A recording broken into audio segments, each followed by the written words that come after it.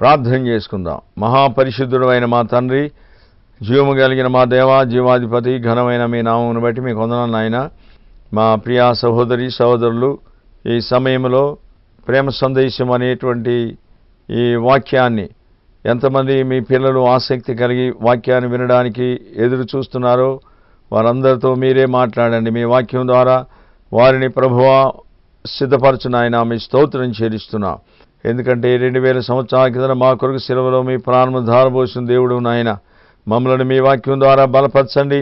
మమ్మల్ని నిత్యత్వంలోనికి ప్రవేశింపచేయి నాయన. మీ స్తోత్రం చెల్లిస్తున్నాం. మిమ్మల్ని నమ్ముకున్న పిల్లలం తండ్రి, మీ వాక్యం అనేటువంటి ఈ రొట్టెను విరిచి మీ బిడ్డల కొరకు మీరు పంచిపెట్టండి నాయన. ఎవరైతే తింటారో వారు తృప్తి చెందుతారు ప్రభువా. వారి కన్నులు తెరవబడతాయి నాయన. ఈ వాక్యం అనేటువంటి రొట్టెను విరవండి, వారికి పంచిపెట్టండి ప్రభువా. వాక్యం అందించి మీ సేవకునై నేను ఒట్టివాన్నే తండ్రి. అయ్యా, మీరే నాకు తోడుగా ఉండి నా నోటికి బోరుగా ఉండి మీరు వాక్యం ద్వారా ఒక్కొక్క బిడ్డను బలపరచండి, స్థిరపరచండి నాయన. యేసు అతి శ్రేష్టమైన నామమున ప్రార్థన చేసి వేడుకుంటున్నాను తండ్రి. ఆమేన్. క్రీస్తునందు ప్రభు బిడ్డలారా, ఈ సమయంలో ఎంతమంది దేవుని యొక్క వాక్యాన్ని వినడానికి ఆశ కలిగి ఈ ప్రేమ సందేశము అనేటువంటి ఈ బైబిల్ టీవీలో వచ్చేటువంటి వాక్యాన్ని వినడానికి ఆశపడి ఎదురు చూస్తూ ఉన్నారు. అలాంటి వారందరికీ కూడా నేను హృదయపూర్వక వందనాలు తెలియపరుస్తూ ఉన్నాను.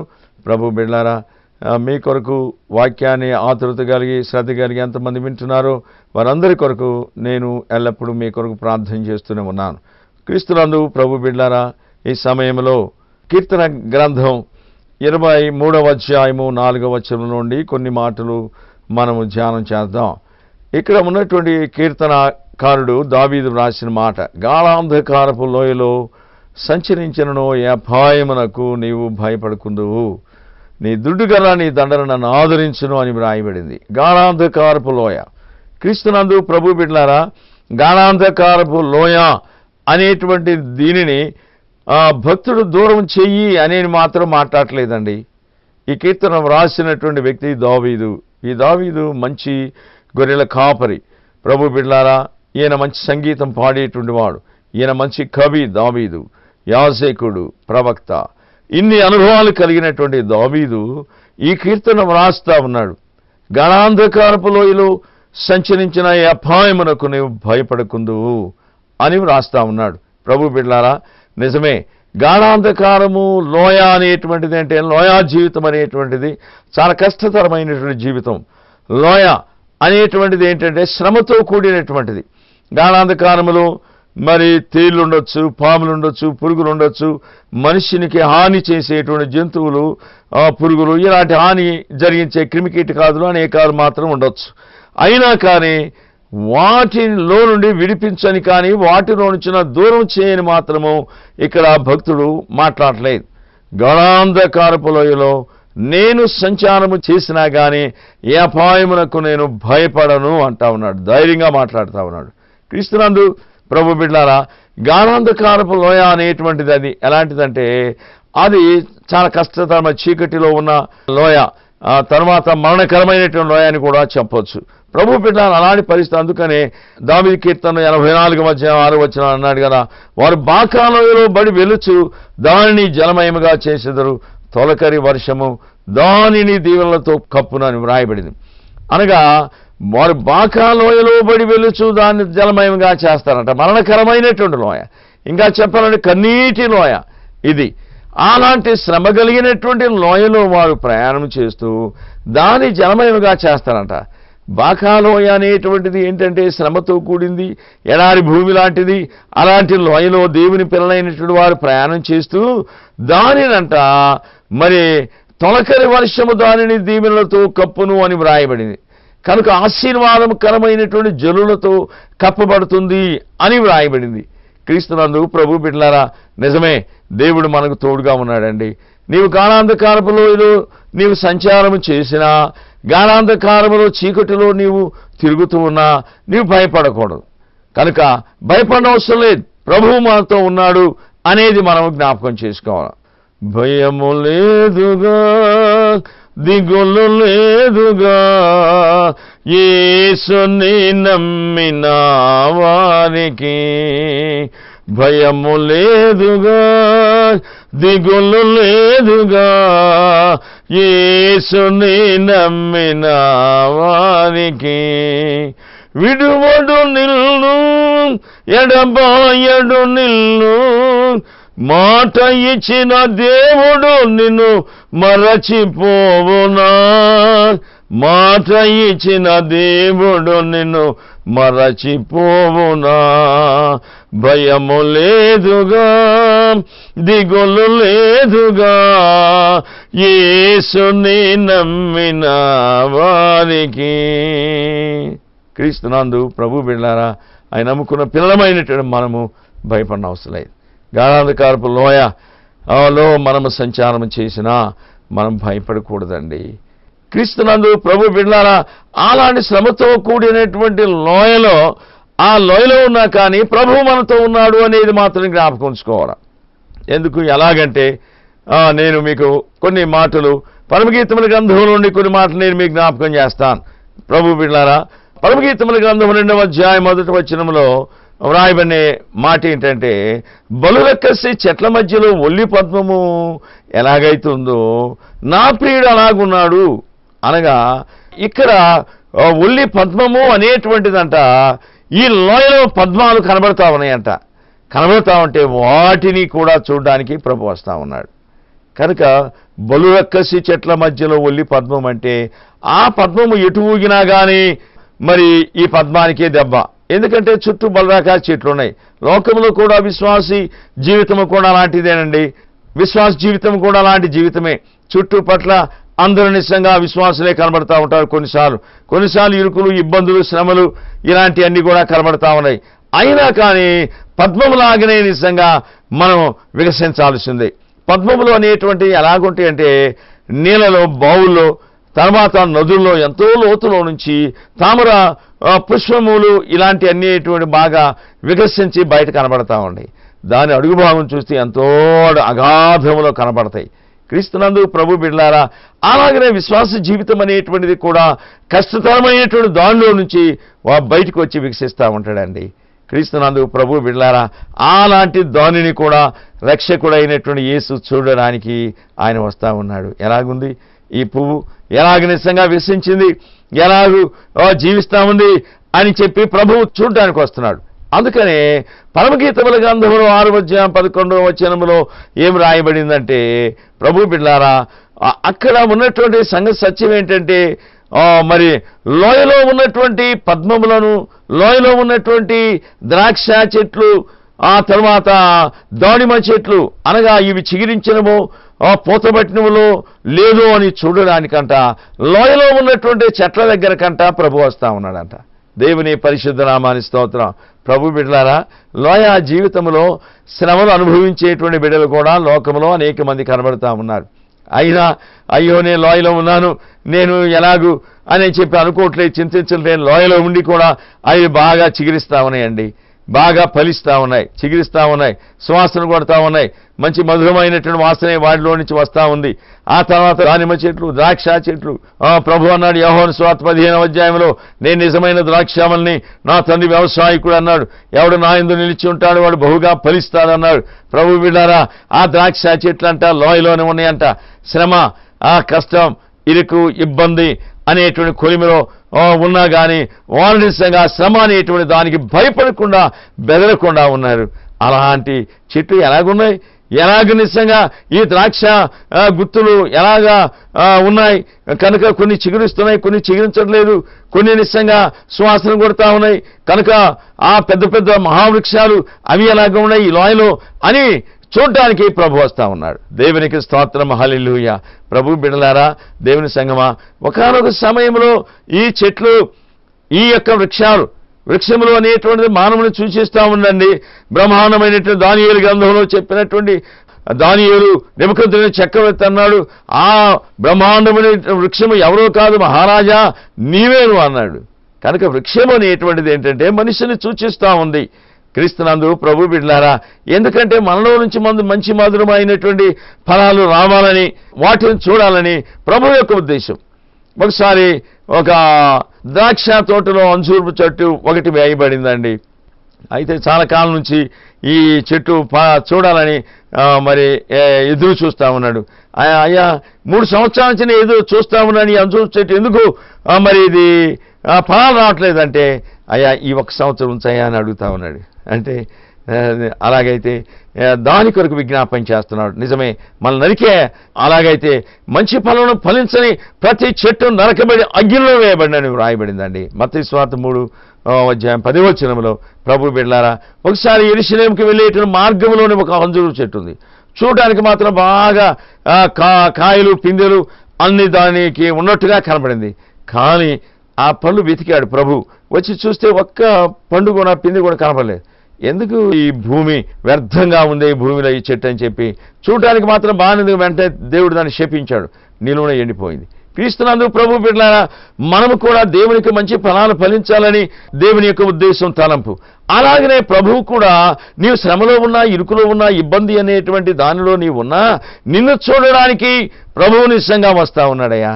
కనుక అయ్యో శ్రమలో ఉన్నాడు, ఆయనతో నాకేం పని అని ప్రభువు అనుకోవట్లేదు. ఇరుకులో ఉన్నాళ్ళే నాకెందుకు, ఇరుకులో ఉన్న వానికి విశాలత కలుగు చేసే దేవుడు నేనన్నాడు, శ్రమలో ఉన్నవాడిని ఆదుకునేటువంటి దేవుడు నేనన్నాడు. కనుక నిజంగా ఆ లోయలో ఉన్నా కానీ ప్రభువు వచ్చి చూస్తా ఉన్నాడు. ప్రభు బిడ్డలారా, ఎందుకంటే నీవు లోయా జీవితంలో కనబడినా కానీ నీవు పుష్పిస్తూ ఉన్నాయి ఈ ద్రాక్ష చెట్లు, దానిమ్మ చెట్టు ఫలిస్తూ ఉన్నావు. అక్షోట వృక్షాలు, మహా గొప్ప గొప్ప వృక్షాలు కూడా ఆ లోయలోనే కనబడుతూ ఉన్నాయి. క్రీస్తునందు ప్రభు బిడ్డలారా, లోయలో ఉన్నా కానీ భయపడటం లేదండి, భయపడలేదు. అందుకనే గాఢాంధకారపు లోయలో సంచరించిన ఏ అపాయానికి కూడా నేను భయపడను. ఎందుకంటే నీ దుడ్డు కర్ర, నీ దండన, అనగా పాత నిబంధన క్రొత్త నిబంధన, నీ వాక్యము ద్వారా నేను ఆదరించబడతాను. దేవునికి స్తోత్రం, హల్లెలూయా. క్రీస్తునందు ప్రభు బిడ్డలారా, అలాగే ఈ భక్తులు మాత్రము ఈ లోయా జీవితంలో ఎదుగుతున్నాడండి, అభివృద్ధి చెందుతా ఉన్నాడు. అలాగైతే క్రీస్తునందు ప్రభు బిడ్డలారా, మనము ప్రభువు కొరకు బాగా చిగురించాలా, బాగా ఫలించాలండి. కనుక మనతో ఆయన శ్రమను అనుభవించాలనే ప్రభువు కూడా చూస్తూ ఉన్నాడు. ఒకసారి షడ్రక మేషక అబేద్నెగోలను మరి ఆ యొక్క అగ్ని మంటలో వేసినా కానీ వారితో పాటు ప్రభు ఉన్నాడు. అరే మనం వేసింది ముగ్గురిని కదా, 4వ వ్యక్తి దేవదూత రూపంలాగా ఉన్నాడని చక్రవర్తి అంటా ఉన్నాడు.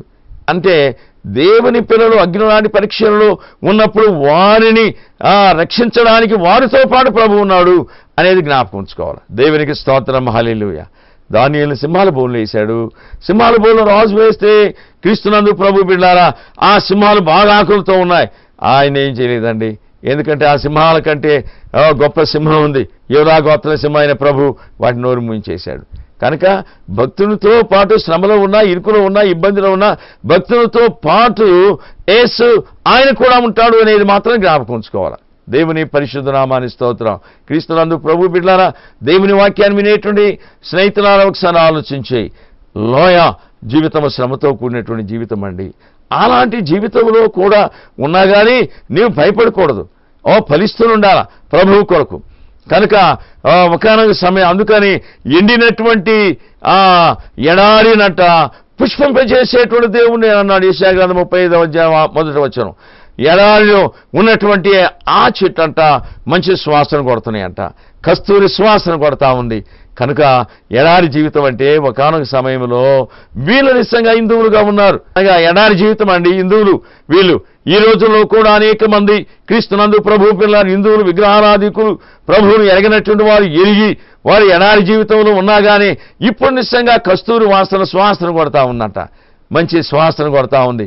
అడవి పుష్పించిందంట. అడవి అంటే లోకంలో ఉండేటువంటి మానవుడు, అనగా రక్షణ లేనటువంటి వ్యక్తులు, అడవిలాగా ఉండేటువంటి ఒకప్పుడు ఉన్నటువంటి వీరు ఇప్పుడు నిజంగా పుష్పిస్తున్నారు. కారణం ప్రభు అయినటువంటి యేసు ప్రశస్తమైన రక్తం ద్వారా కడగబడి యేసు దేవుడిని విశ్వసించారు, ప్రభువునికి సాక్ష్యం ఇస్తున్నారు. అయ్యో ఒకనొక సమయంలో మేము దేవునికి దూరంగా ఉన్నటువంటి వ్యక్తులమయ్యా, ఇప్పుడు మేము ప్రభువును కలిగి ఉన్నామయ్యా, ఒకప్పుడు వీళ్ళు ఎలాగున్నారు అని చూడాలని ప్రభు వస్తా ఉన్నాడయ్యా. కనుక అరణ్య జీవితాన్ని మార్చే దేవుడండి.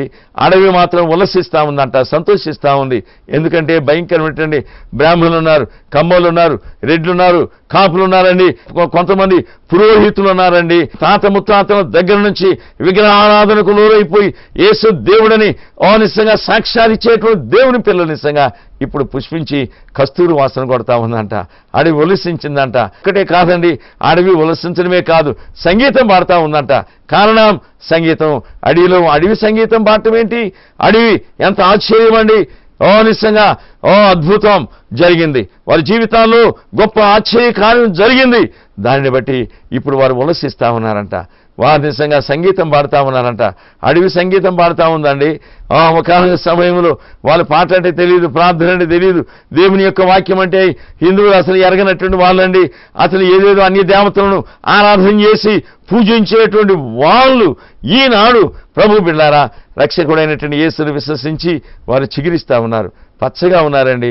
మంచి కాయలు, పిందెలు, రెమ్మలు పూసి అనేక మంది ఎదుట సాక్షిగా కనబడతా ఉందండి. సువాసన కొడతా ఉన్నారండి.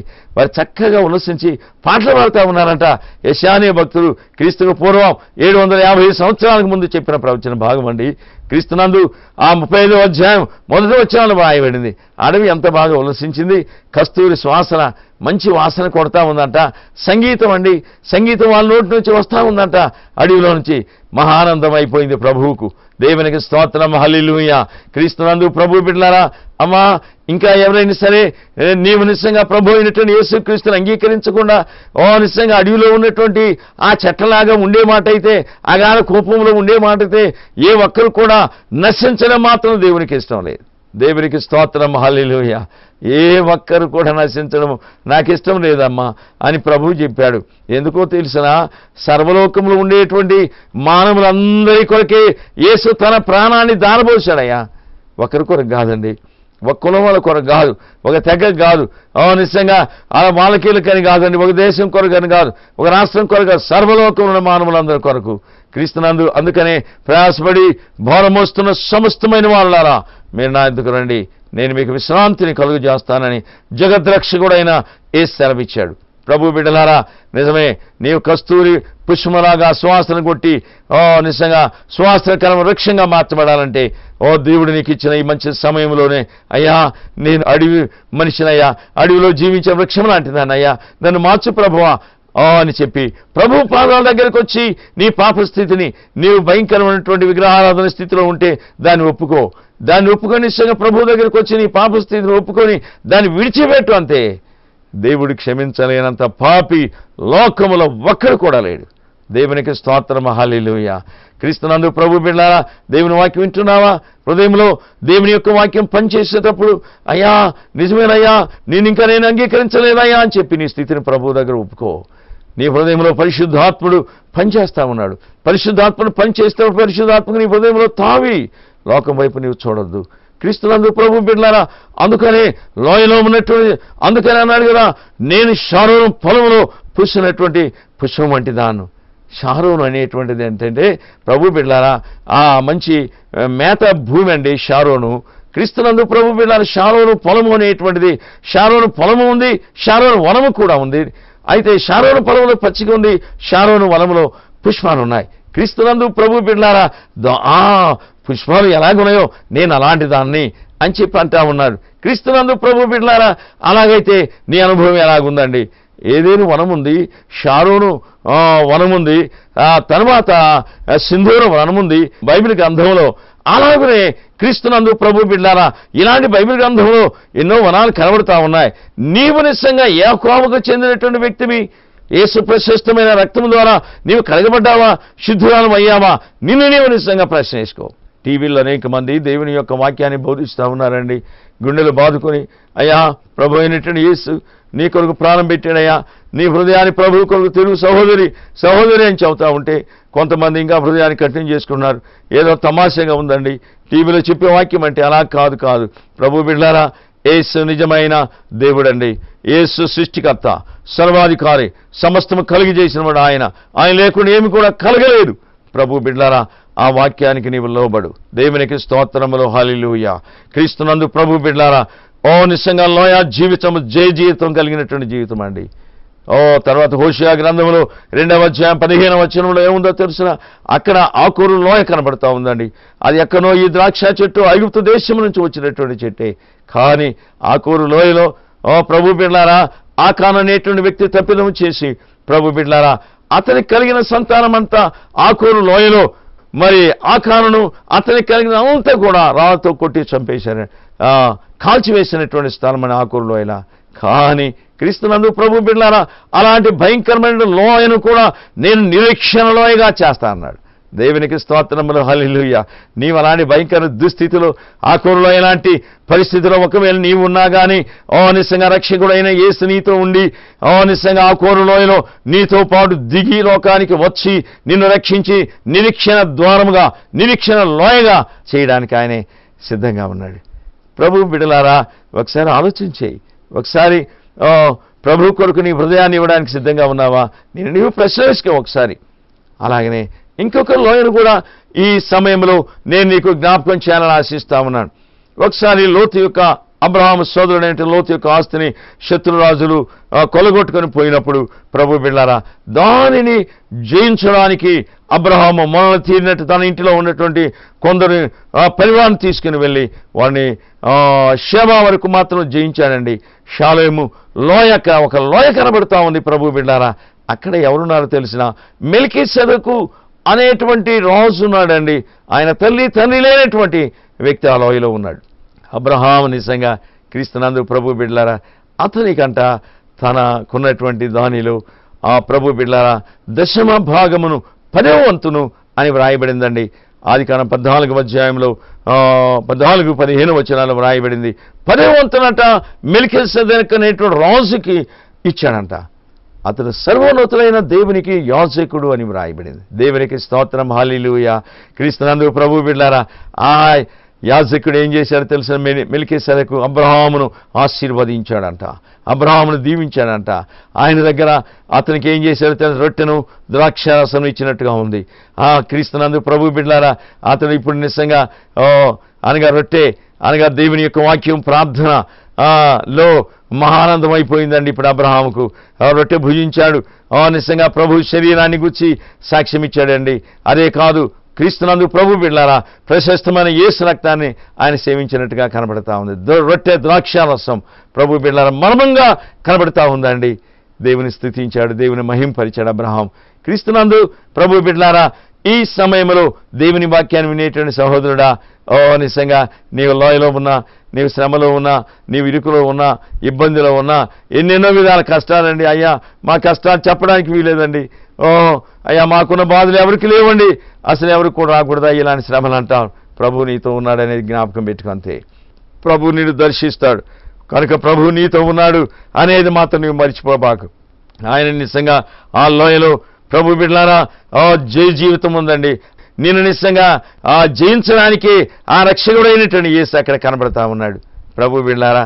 అందుకని అక్కడ నిజంగా రొట్టె ద్రాక్షరసాన్ని అబ్రహాముకు మెల్కీసెదెకు అనేటువంటి రాజు ఆ లోయలో ఇచ్చినట్టుగా కనబడతా ఉంది. దేవుని పరిశుద్ధ నామాన్ని స్తోత్రం. క్రీస్తునందు ప్రభు బిడ్డలారా నీవు లోయలో ఉన్నా, శ్రమలో ఉన్నా, ఎన్నో విధాలైన ఆపదలు ఇరుకులో ఉన్నా కానీ ఆయన నీతో ఉంటాడు అంతే. ఒక భక్తుడు ఒక మాట చెప్పాడు, ఉదయం మొదలుకొని సాయంకాలం వరకు అంట ఏదో ఒక శ్రమ వస్తుందంట, కానీ వచ్చినప్పుడంట ఆ శ్రమను బట్టి సంతోషిస్తూ ఉంటాడంట. అయితే సాయంకాలం 6 గంటలు అయిపోయిందంట, శ్రమ రాలేదంట. రాకపోయేసరికల్లా మళ్ళా మోకాల మీద ప్రార్థన చేస్తూ అడుగుతున్నాడంట, దేవా ఈ దినాన నాకు రావాల్సిన శ్రమ ఏది ప్రభువా, రాలేదు అని అడుగుతా ఉన్నాడంట. ఎవరైనా అడుగుతారా? శ్రమ రాలేదని అడుగుతారా? అయ్యా శ్రమలో నుంచి నన్ను తప్పించాయా, శోధనలో నుంచి నన్ను విడిపించాయా అనేటువంటి వారే కానీ, నన్ను తప్పించు అనే వాళ్ళే కానీ, నాకు రావాల్సిన శ్రమ శోధన ఇంకా రాలేదేందయ్యా అని అడుగుతారా? ఎందుకంటే శ్రమలో ఉన్నప్పుడే నేను ఇంకా బాగా దేవుని స్తుతించగలనని. క్రీస్తు నిజంగా ఎవరినైతే ప్రేమిస్తాడో వాళ్ళనంట ఆయన శిక్షిస్తాడంట కొన్నిసార్లు. ఎవరిని ప్రేమిస్తాడో ప్రభు బిడ్డలారా అలాంటి వ్యక్తులను క్రీస్తు యేసునందు సద్భక్తితో జీవించడానికి హింస కలుగును అన్నాడు. ఇలాంటి హింసలు శ్రమలు లోయల్లో నీ జీవించేటువంటి దినాల్లో ప్రభు నీతో ఉంటాడమ్మా, నీతో ఉంటాడు, నిన్ను దర్శిస్తాడు. భయపడకూడదు. ఆయన లోయలో ఉన్నా కానీ నీవు సువాసనకరంగా ప్రభు కొరకు నీవు చిగురించాలంతే. ప్రభు కొరకు ప్రభు మహిమార్థంగా నీవు వాడబడాలంతే. కనుక నువ్వే స్థలానికి వెళ్ళినా, ఎక్కడికి వెళ్ళినా నేను ఒక స్థలం నుంచి మరొక స్థలానికి వెళ్ళినా, నీవు ట్రైన్లో ప్రయాణం చేసినా ప్రభువుకు నిజంగా సాక్షిగా నీవు కనబడాలా, ప్రభువుని గురించి మహింపరచాలా. కనుక నిజంగా నీ విమానాలు వెళ్ళు, నీవు ట్రైన్లో వెళ్ళు, లేదా బస్సులో వెళ్ళు. ఓ ప్రభు బిడ్డలారా, ప్రభుకు సాక్షిగా నీవు నిలవబడాలంతే. నీవు పుష్పించాలా, సువాసన కొట్టాలా. కనుక నిజంగా ఎందుకో తెలిసిన, నీవు నిజంగా ఆ చెట్లను చూడడానికే ప్రభు వస్తా ఉన్నాడని బైబిల్ రాయబడింది. ఆ వృక్షాలు పుష్పించాలని, ఆ ద్రాక్ష చెట్లు సువాసన కొట్టాలని, ఆ ద్రాక్ష చిగుళ్ళు ఎలాగున్నాయో, దానిమ పండ్లు చిగురించి ఎంత పెద్దగా ఉన్నాయో అని చెప్పి వాటిని చూడాలని ఆయనకు ఆశ, తృష్ణ. ప్రభు బిడ్డలారా, ఈ లోకమనేటువంటి పొలంలో మనం నాటబడ్డాం. కనుక నిజంగా నాటబడిన మన వృక్షాలను ప్రభువే నాటాడండి. ఆయన రక్తాన్ని పోసి మనం ఆ రక్తమనేటువంటి నీళ్లతో మనకు తడి కట్టాడండి.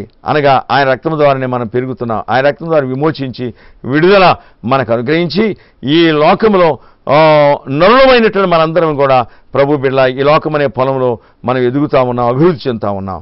అయితే తన రక్తాన్ని మన కొరకే చిందించాడు, భూలోకంలో ఉండేటువంటి ఈ లోకం కొరకు. కనుక ప్రభు బిడ్డలారా, ఈ లోకం అనేటువంటిది పొలం అండి. ఈ పొలం అనేటువంటి సంఘానికి గుర్తు. ప్రభు బిడ్డలారా, నీ సంఘంలో నీవు ఎలా ఫలిస్తా ఉన్నావు, నీ సంఘంలో నీ సాక్ష్యం ఎలాగుంది, నీ సంఘంలో నీ పరిస్థితి ఎలా కనబడుతూ ఉంది, ప్రభు సాక్షిగా నీవు జీవిస్తున్నావు లేదా? నీ కొరకే రక్తాన్ని చిందించినటువంటి యేసును నీవు అనుదినము జ్ఞాపకం చేసుకో. తండ్రి, మీ రక్తాన్ని పోసి నాకు అయ్యా మీ రక్తం ద్వారానే నాకు విడుదల దొరికిందయ్యా, మీ రక్తం ద్వారా నాకు విమోచన దొరికిందయ్యా, మీ రక్తంతో నన్ను కడుగు శుద్ధినిగా చేయి తండ్రి అని నీవు ప్రార్థన చేసుకో. ఈ సమయంలో నేను నా మాటలు ముగిస్తున్నాను. సోదరుడా, సోదరి, ఒకసారి ఆలోచన చేయి. గాఢంధకారపు లోయలో సంచరించిన అపాయానికి నేను భయపడను, ఎందుకంటే నీ దుడ్డుగార నీ దండను నన్ను ఆదరించును. ప్రభు బిడ్డలారా, ప్రభు ఆయన వాక్యం ద్వారా మనల్ని ఆదరిస్తాడు. ఆయన వాక్యం ద్వారా మనం తెప్పరాలు చేస్తాడు. కృంగిపోయావా, కృంగిని నిన్ను పైకి లేవనెత్తాడు. అలసిపోయావా, శాంతి తీరుస్తాడు. అన్ని వేళ ఆదరించే దేవుడు నీతో ఉన్నాడనేది మర్చిపోవద్దు. ప్రార్థన చేసుకుందాం. ప్రేమ నమ్మకం కలిగిన మా తండ్రి, జీవాధిపతి, ఘనమైన మీ నామమును బట్టి మీకు వందనాలు చెల్లిస్తూ ప్రార్థిస్తున్నాను తండ్రి. అయ్యా, గాఢాంధకారపు లోయలో సంచరించిన ఈ అపాయానికి భయపడుకుందు నీ దుడ్డుగల నీ దండను నన్ను ఆదరించని సెలవిచ్చావు తండ్రి. అయ్యా, నిజమే తండ్రి, శ్రమ కలిగినటువంటి లోయలోనే మీరున్నారు ప్రభువా. మిమ్మల్ని ధైర్యపరిచి దేవుడవు తండ్రి. మేము నిజంగా మంచిగా పుష్పించాలని, ఫలాలు రావాలని మీరు ఆశిస్తే కోరుతున్నారు తండ్రి. షారోను పొలంలో పూసేటువంటి పుష్పం వంటి దాని, లోయలో పుట్టిన పద్మం వంటి దాన్ని అంటున్నాడు భక్తుడు. అలాంటి అనుభవాన్ని మీరు మాకు అనుగ్రహించండి తండ్రి. మీకు స్తోత్రాలు తండ్రి. మీ రక్తం అనేటి నీటిని మాకు తడిగట్టి ప్రభువా మరి పోషించి పెంచుతా ఉన్నారు, అభివృద్ధి చేస్తున్నారు తండ్రి. నిత్యత్వంలో యుగాయుగాలు మీతో ఉండే అనుభవాన్ని ప్రతి బిడ్డకు కూడా అనుగ్రహించండి. ఇంకా ఎవరైనా మిమ్మల్ని అంగీకరించకుండా ఉంటే, దూరంగా ఉంటే మీ వైపు తిప్పండి. యేసు అతి శ్రేష్టమైన నామమున ప్రార్థన చేసి వేడుకుంటున్నాను పరమ తండ్రి, ఆమేన్. మా address pastor P Timothy, Hebron church, Tripurantaka మండలం, ప్రకాశం డిస్టిక్. Pin code number 523326. మా ఫోన్ నంబర్స్ 9908480015. మరి ఒక నంబర్ 08403256081. దేవుడు మిమ్మల్ని దీవించును.